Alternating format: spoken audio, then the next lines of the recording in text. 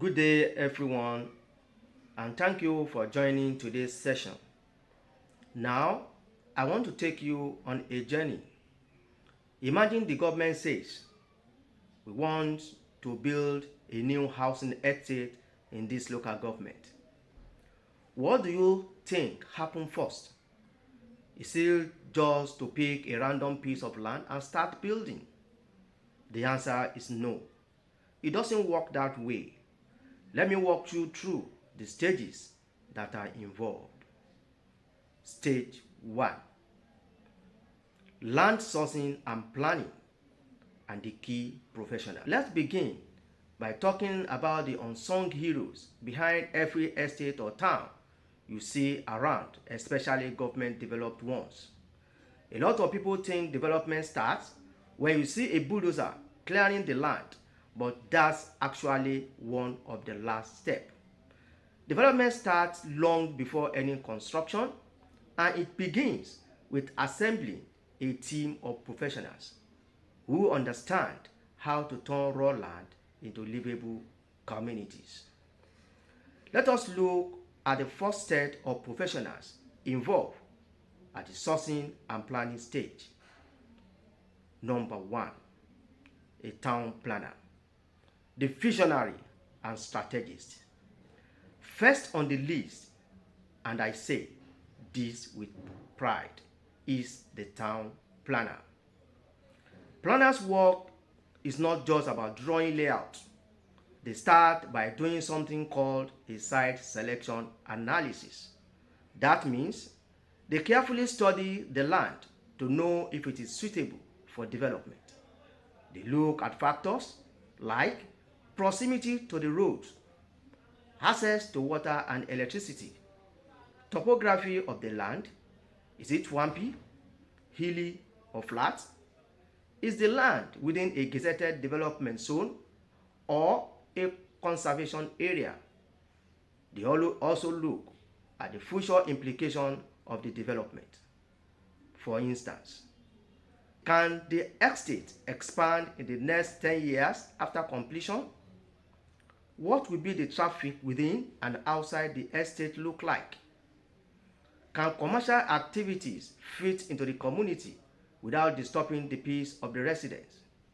Town planners prepare land use layout showing where the houses will be, where the market, schools, police posts, clinic, and park will go. It is the town planner that designs the road network within the estate and define appropriate plot sizes for different types of buildings. For example, in some estates developed by the past government, it was the town planners who envisioned that the estate will house not just residents but also have schools, markets, and service areas. Without proper planning, such estates will turn into overcrowded slums within a few years. Number 2, legal practitioner, the defender of due process. Once the town planners has identified a suitable site, the next professional to step in is the legal practitioner, often referred to as the property or land use lawyer. The legal expert is there to make sure that everything is done lawfully. I repeat, lawfully. They start by checking the ownership history of the land. Does it belong to private individuals, a community, or is it already under government acquisition? They also check if there are any pending disputes or if the land is under litigation. This is important because we don't want the government to start building houses only to discover later that the land is being claimed in the court. If the land needs to be acquired, the lawyer ensures it is done in line with the Land Use Act. They draft all necessary documents, including gazette notices, compensation, agreement, and deed of release. Government projects can be stalled for years by community if legal documentation were not properly handled. So lawyers are not just paper pushers, they protect the integrity of the project. Number 3, registered surveyor, the land mapper and boundary keeper. Now, once the land is secured legally, the next step is to know exactly where it starts and where it ends. That is the job of a registered surveyor. They go to the site with their survey equipment. This day, it is often GPS based, and measure the length, breadth, and angle of the land. They produce a document called a survey plan, which shows the land coordinates and is submitted to the Office of the Surveyor General for charting. Why is this important? Well, if the estate layout overlaps with another community's farmland or falls within the right of way of a proposed highway or pipeline, that is a big problem. For example, if the survey overlaps with another community farmland, government will need to find a way of resettling the families that will be displaced. So, the surveyor doesn't just draw lines, they protect the government and the public from the boundary conflicts, encroachment, and legal troubles. Number 4, environmental consultant or EIA specialist, the guidance of sustainability. Now, before anything is built, we must ask, will this development harm the environment? That is the duty of environmental consultant. These professionals carries out what we call an environmental impact assessment, EIA. It is a legal and professional requirement, especially for government projects. The environmental impact assessment tend to find out things like if the land have protected species, sacred groves, or natural waterway. The clearing of the land will lead to erosion, flooding, or habitat loss. If the new estate will cause air, noise, or water pollution, and the impact of the development on the nearby existing community.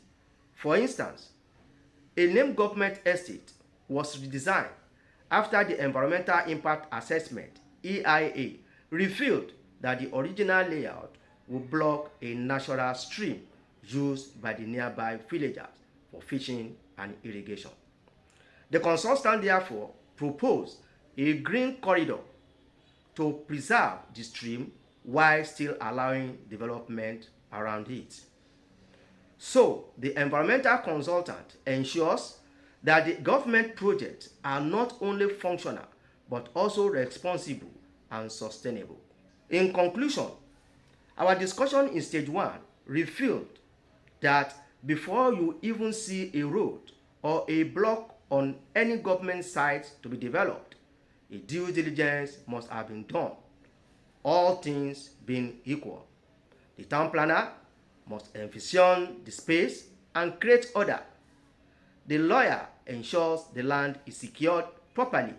The surveyor defines the limits and layout accurately. The environmental consultant ensures the land is safe to develop.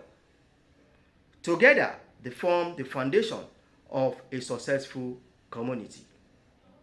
If any one of them is missing or ignored, the whole project can suffer years later in form of lawsuit, flooding, overcrowding, or disorganized layouts. In our next discussion, stage 2, we move into the design and infrastructure stage, where the engineers and architects begins to shape the dream into reality. But remember, great towns are not just built, they are planned. And it starts with the professionals who think beyond the present to shape the future.